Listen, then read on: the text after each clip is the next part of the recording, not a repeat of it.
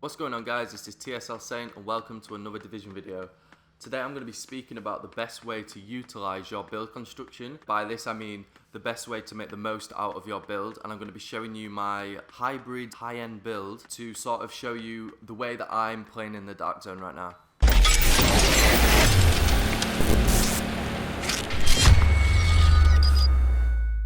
So initially the issue that I had was using the heals within the Dark Zone whilst using PvP or PvE.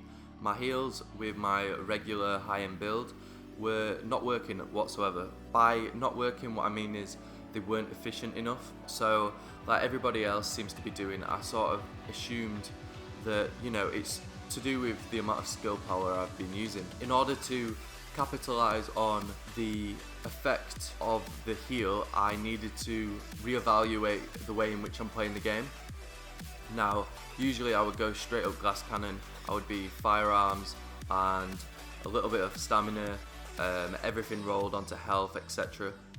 But then, as I was doing that, I started to realize that some aspects of this game at the moment don't really affect you in the ways it should. By this I mean there are certain roles that I would definitely not recommend using just because there are alternative roles that would be more beneficial to utilizing the build that you have. Now with this build, I would definitely say this is more of a crit chance and crit damage and weapon damage build. Now that sounds a bit of a mouthful, but you'll come to realize that this is actually quite an efficient build. Now for my primary, I started to use the Navy MP5, and my secondary I have the Vector. Sometimes I switch it up, it depends what scenario I'm in. Now the Navy MP5 has quite low base damage. Unfortunately I haven't been able to get a roll as good as this in terms of talents. However, the damage, it's an irrelevant part of this build really. I mean, to an extent, the max I can roll it with this build is 19k damage. It's not much of a downgrade at the moment. But the talents I'm running with on this is competent, adept and responsive. Obviously the competent and responsive comes in handy when I'm doing PvP, that extra 10% when I pop a skill, and the 10% damage as I'm 10 meters closer to the target. Along with adept is a great skill. I would definitely recommend it to anybody that hasn't used it. It is very efficient when using it in PvP just because of the crit chance. I will get onto my crit chance in a moment, but yes, crit chance is amazing in this game. I would definitely recommend going for a crit chance build. Along with the Navy MP5, I have the Vector 45 ACP. The base damage on this is quite high, running with 21.5% crit chance, which is okay. I mean, I could do with the max, but it doesn't matter too much. The 1% isn't much of a downgrade. With this, I'm running deadly, responsive and competent.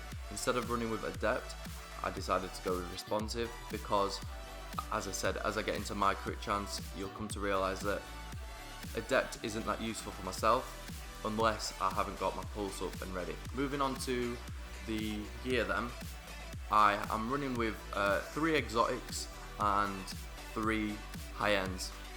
However, unfortunately, again, Barrett's chest piece, I just haven't been able to get a high armor roll for this. I don't know why, I've farmed it so much. The highest I've got is this, and it's so cry-worthy, it's unbelievable, but that it is how it is. So with this Barrett's chest piece, I'm running with the health, skill haste and ammo capacity. To say I have terrible armor, the rolls on it couldn't have been any better. In my opinion, health and skill haste is probably the best thing to have on a chest piece. Health, this is where I go into the irrelevant rolls now. People roll health on a lot of stuff, including, you know, mods. I would say it helps on mods, but on your armor, I would definitely say it's not really that worth it. Now, I say this because I've seen a lot of people with, when I say high health or high toughness, I'm sort of putting it in quotation marks here. I've seen a lot of people with high health and high toughness, and they're like, oh yeah, roll health onto everything, etc, etc, go for pure damage and health, but they have no crit chance and crit damage. That means that as much as they are health and tanky, they're just not piling out any damage, even though they have high firearms. As a result of this, they're just dying all the time. Now, my build is quite diverse in terms of like the rolls on both the armor and on the mods as well. So for this chest piece, I'm running with electronics and skill power because, like I said, I'm trying to capitalize on a lot of skill power. It really helps in terms of healing yourself, etc. But I will go into that in a moment. So for the mask, I'm running Tenacious. I've got high firearms and crit chance rolled onto it. Damage to elites for when I'm in the dark zone. I wanted, ideally I would probably want some form of resistance there, but I mean damage to elites is okay when I'm farming, but I don't farm very often. Tenacious is fantastic because when you're using the med kit, it gives you the 10% extra damage regardless. So this, on top of the competent, on top of the responsive, really complements the whole build. With this, I'm rolling electronics and skill power. Again, I'm building up a lot of electronics and skill power builds, as you'll be able to see throughout my build. I have gone for the Shortbow Champion knee pads, just because they are utterly amazing in the dark zone. Now, if you haven't used them, a little tip is get them on your fucking build, because the grenades are incredible when you use them. The amount of times I've come out of sticky situations with this build is unbelievable. Honestly, it's crazy how many times I've not died because of these grenades. I'm running this with crit hit damage and electronics with skill power, along with pulse critical hit damage mods. Now this is where my build starts to get interesting. So moving on to the backpack, I'm using specialized backpack. Again, I've rolled my major attributes, crit hit damage, because I'm trying to utilize as much crit hit damage on my build as I can, as well as ammo capacity. And again, the mods are electronics with health this time, just for a little bit of health. Prototype performance mods, pulse critical hit damage, and again, I will go deeper into this in a moment. So with the Skulls MC gloves, I decided that I needed to find a role that sort of best suited the skill power as well. Now with this, I had them rolled to skill power when I got them, which is how I wanted them, and I got crit hit chance and skill haste. So what I did was I just rolled SMG damage onto it. I need the skill haste just so I have at least a little bit of, you know, survivability in terms of getting my skills back. The SMG damage is there, and again, crit hit chance, I couldn't ask for anything more. I would rather have that than crit hit damage, as it works better for my build. Finally, last but not least, I'm using obviously the nimble holster. The amount of times the nimble holster has got me out of sticky positions is unbelievable. If you haven't used it, use it, it's great. It's been nerfed with the 1.6.1 patch, but it is still useful. Just try and use it in a situation where you can use it. As stupid as that sounds, you don't want to be using a nimble holster in the middle of a fight, but it's more when you're running away. If someone's shooting you, just pop into a cover and move away. It helps if you have the tactical advance. Tactical advance increases your damage per meter run. I think it maxes out at 20%, so it's helpful with tactical advance. I don't use that because I solo with this build a lot, so tactical advance to me is it's a last resort. I would use that in a group, but on my own, definitely not. Okay, so this is the final part of the build. Really, the build as a whole, as you can see, is very well balanced. I'm looking at, 18k base damage with 304k DPS. My toughness is 272,000, which is around 185,000 max health, which some people may see as quite low, but as I said, I'll speak about that a little bit more. My self-heal, because of my skill power, is running at 206,000, which is amazing. I have an overheal, which is incredible. Now, onto the overheal. The skills I'm running are Overdose and Tactical Scanner.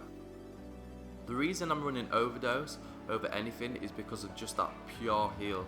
Now, if I compare it to the others, defib is 115,000 and booster shot is 123,000. Now, as I said before, my max health is 185,000.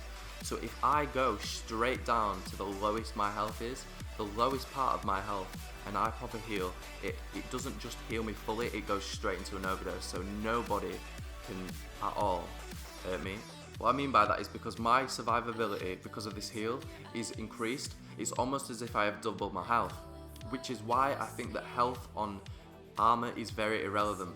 I went for critical hit damage because in order to utilize the skills I'm using, critical hit damage is more beneficial than health. Now, if I rolled health on my knee pads and health on my backpack, I'm only going to have 24,000 to 30k more health. which in essence sounds good. I'm going to have like 210k max health, but my critical hit damage is going to be reduced by like 16%. Now that 16% is extremely crucial in terms of dealing damage. Now it doesn't seem much, but it really is, especially when you're running high skill power as well. Now if you have a look at my tactical scanner is just immense. 22.8% crit hit chance and 38.5% crit hit damage. Now the base crit hit damage on my Navy MP5 is 96%, and the base crit hit chance on my Navy MP5 is 44%. So this, along with the tactical scanner, my crit hit chance is maxed out at 60%, irregardless of the situation. Because as soon as I pop my scanner, my adept is popped, which is an extra crit hit chance percentage. So looking at adept, again, if you don't know what the percentage is, 7.5%. So as soon as I pop my tactical scanner, I'm already adding 7.5% crit hit chance, along with the crit chance I already have. So 44% add 7.5% add 22.8%. I'm already maxed out. I pop my heal again, that's another 7.5% crit hit chance. Regardless of whether I have my pulse up, even if I pop my heal, I'm still hitting 51.5% crit hit chance. And this is even before I have my crit hit damage added onto this. So I mean, my crit hit damage, as I mentioned before, is 96%, which isn't that great, but when considering the 38.5% crit hit damage on top with the pulse, it's immense. Now moving on to my talents, I actually could do with changing some of these, because when I'm playing solo I don't need them. For example, triage and combat medic, but as I've been playing in a group a lot recently, it comes in handy. Now one thing I would definitely use is critical save. Critical save is a beautiful talent, but this is where learning how to pop a heal and a med kit comes in handy, because certain people don't know how to do this, and this is what separates you from an average player into more of a experienced player. Now I've played this game since the beginning, and even though critical save has been nerfed, it's still a crucial part of the build. Now when you run in the barracks chest piece as well, it's very handy. What I would advise with this is when you use the med kit, or when you're on low health in your lowest segment, pop the med kit first. Do not heal. I know in desperation you're going to probably want to heal and then pop a med kit. Do it the other way around. That 20% resistance is ultra crucial in PvP. And think, if you're running with the tenacious mask on that is running, you're going to get an extra 10% damage as well as 20% resistance. So just think about it. Run the med kit first, then pop your heal, because if you have competent on, you're going to have 10% from the med kit, 20% resistance, and extra 10% from the competent. It's going to benefit you a lot. Now another key point I would probably use, if I was running it as a solo, is one is none. It explains itself. 50% chance of not consuming a bullet if you hit a headshot. With ADS being more common in this update, perfect for you. Another thing I would probably use on the move. On the move is perfect as well because of that 15% decrease in damage from hostiles. Overall, I would definitely say this is a great build. I would recommend this to anybody. The damage output is incredible, and it just hits hard, guys. I can't say anything more than this. If you want to test it out, I would definitely recommend it. If you do, just send me a comment on the comments below. Just let me know what you think. If there's any improvements that I could make, just shout it out. I'll try it, and I'll put a video up of the amended, changes.